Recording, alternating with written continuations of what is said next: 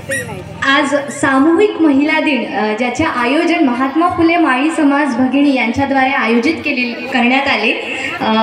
आपल्याला माहीतच आहे की सावित्री आईंच्या पुण्यस्मरणानिमित्त आणि 8 मार्चला झालेला जो जागतिक महिला दिन या दोघांचं मिळून आज आपण सामूहिक महिला दिन यासाठी आज ज्या 2 स्पर्धेंचं आयोजन केलं होतं त्या म्हणजे हस्तकला स्पर्धा आणि मराठमोळी वेशभूषा स्पर्धा।